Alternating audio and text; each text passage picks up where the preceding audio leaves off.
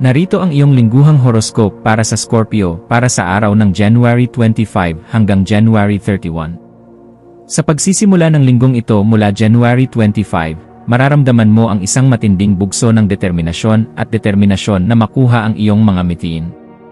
Ang iyong intuition ay magiging napakasensitibo, kaya mahalagang makinig ka sa iyong gut feel sa bawat sitwasyong iyong kakaharapin. Ang linggong ito ay panahon ng transformasyon at pag-iwan sa mga bagay na hindi na nakakatulong sa iyong paglago bilang isang tao.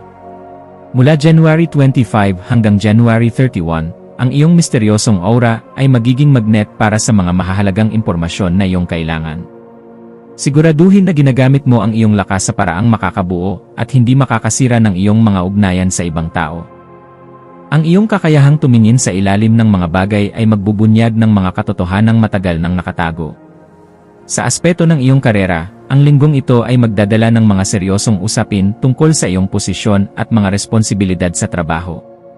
Mula January 25, maaaring magkaroon ng mga kompetisyon na susubok sa iyong galing at katatagan ng loob sa harap ng iyong mga kasamahan.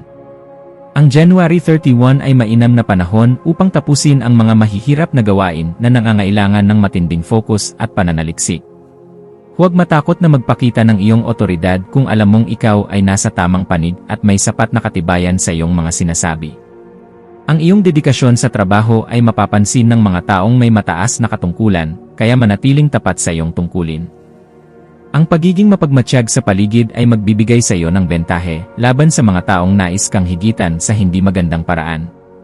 Pagdating sa iyong pananalapi, ang linggong ito ay nagpapahiwatig ng mga usaping may kinalaman sa shared resources o mga utang na dapat nang ayusin.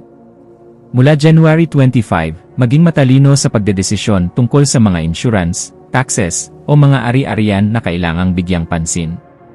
Ang iyong swerte sa pera ay nakasalalay sa iyong kakayahang magplano para sa pangmatagalang seguridad sa halip na mabilisang kita lamang.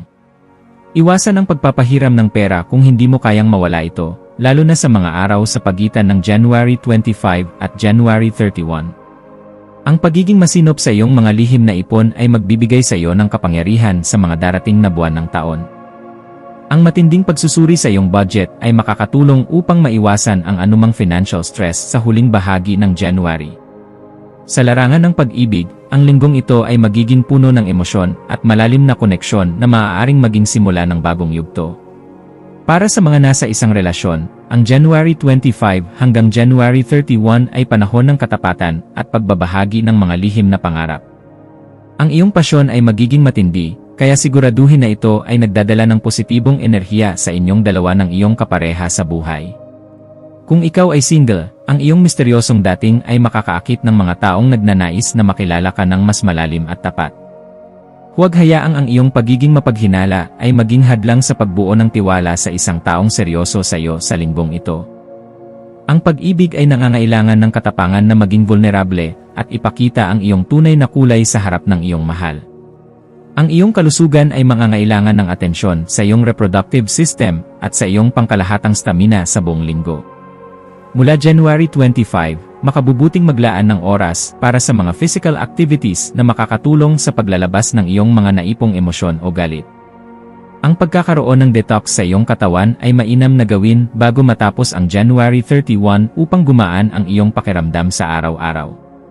Iwasan ang sobrang pag-isip o stress na maaaring magdulot ng pananakit ng ulo o katawan dahil sa tindi ng iyong nararamdaman.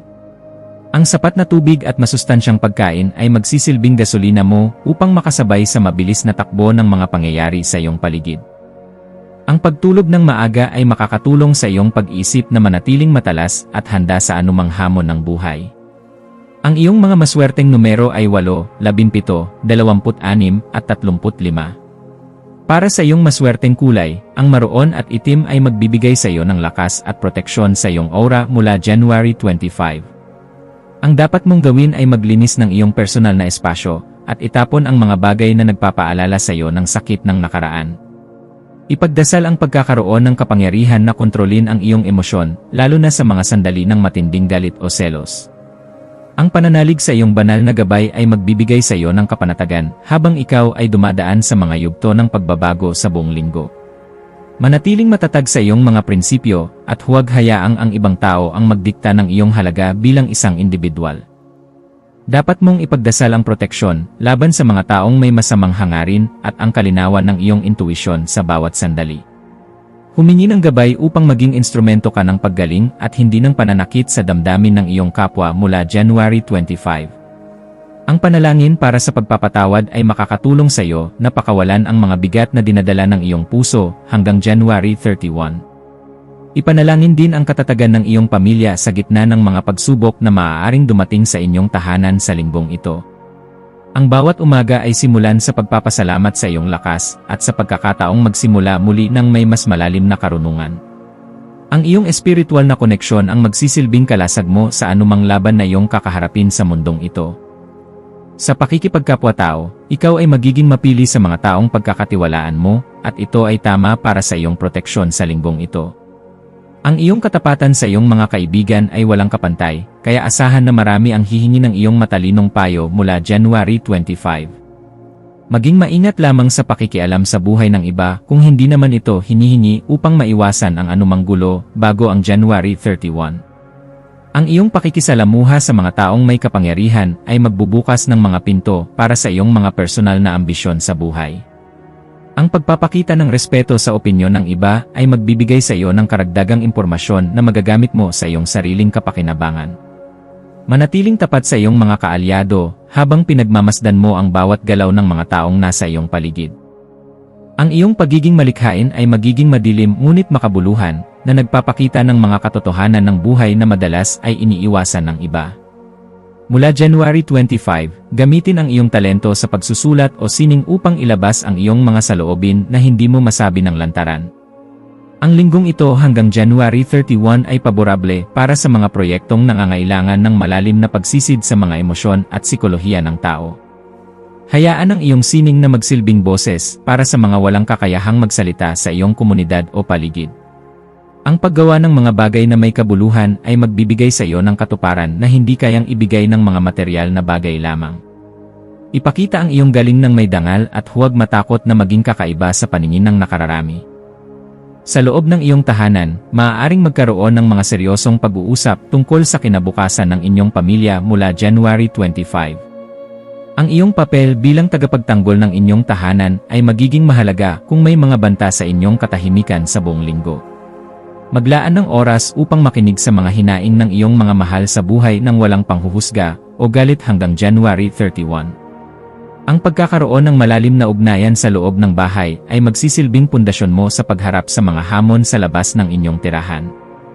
Iwasan ang pagiging masyadong dominante sa iyong mga kapamilya upang hindi magkaroon ng sama ng loob sa bawat isa. Ang iyong tahanan ay dapat maging lugar ng katapatan at tunay na pagmamahalan sa bawat oras na kayo ay magkakasama. Sa emosyonal na antas, makakaranas ka ng matinding paglilinis ng iyong kalooban habang hinaharap mo ang iyong mga kinatatakutan mula January 25. Ang iyong tapang sa pagharap sa dilim ang siyang magdadala sa iyo patungo sa liwanag ng bagong pag-asa sa linggong ito.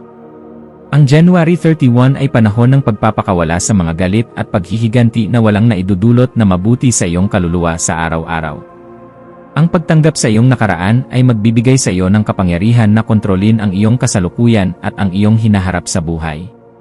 Manatiling matatag at huwag hayaang ang mga emosyonal na bagyo ay magpabagsak sa iyong matatag na pundasyon bilang isang Scorpio.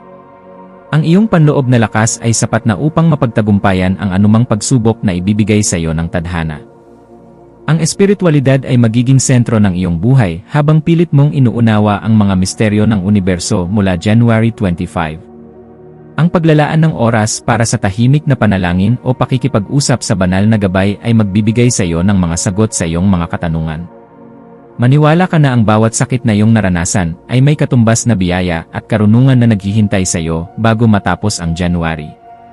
Ang iyong pananalig ay magsisilbing angklamo sa gitna ng malakas na alon ng mga pagbabago sa iyong kapaligiran sa araw-araw. Ipagpatuloy ang pagiging totoo sa iyong espiritual na landas at huwag hayaang ang mga material na tukso ay maglayo sa iyo sa katotohanan. Ang iyong koneksyon sa kabilang buhay o sa iyong espiritual na sarili ay magbibigay sa iyo ng kakaibang lakas. Sa kabuuan, ang linggong ito ay isang mahalagang panahon para sa iyong muling pagsilang bilang isang mas matatag at mas matapang na bersyon ng iyong sarili. Ang bawat hamon mula January 25 hanggang January 31 ay isang paraan ng universo upang subukin ang iyong katapatan sa iyong sarili. Huwag mong kakalimutan na ang tunay na kapangyarihan ay nasa pagpili ng tama sa kabila ng mga madaling landas ng maling gawain. Ang iyong determinasyon na magtagumpay ay magdadala sa iyo sa mga rurok na hindi mo pa nararating sa iyong karera o personal na buhay. Manatiling mapagmasid habang ikaw ay kumikilos ng may sapat na pag-ingat at talino sa bawat hakbang na iyong gagawin. Ang linggong ito ay magtatapos ng may malalim na pasasalamat sa iyong puso dahil sa mga himalang iyong nasaksihan. Maging handa sa mga pagbabagong darating na magpapatunay na ikaw ay handa na para sa susunod na kabanata ng iyong buhay sa February. Ang bawat pagkakataon na darating ay dapat mong sunggaban ng may sapat na pasyon at pagmamahal sa iyong ginagawa mula January 25. Ang iyong paglalakbay ay puno ng mga aral na magpapatibay sa iyong paninindigan bilang isang individual na may malasakit sa kapwa. Maniwala ka sa iyong sarili at sa iyong kakayahang magdala ng transformasyon, hindi lamang sa iyong sarili kundi pati sa ibang tao. Ang iyong lakas ay nasa iyong katapatan, at ang iyong tagumpay ay nasa iyong pagtitiis sa bawat pagsubok ng buhay. Magtiwala sa banal na plano at hayaan itong gabayan ka sa landas na puno ng liwanag at tagumpay sa huli.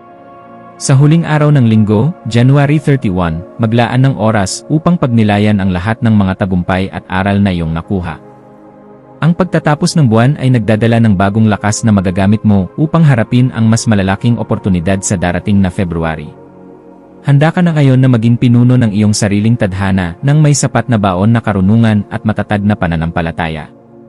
Ang iyong pagiging Scorpio ay isang simbolo ng lakas at muling pagkabuhay na dapat mong ipagpasalamat sa may kapal sa araw-araw. Manatiling maging tapat sa iyong sariling katotohanan at huwag mapagod sa paghahanap ng hustisya sa bawat aspeto ng iyong buhay.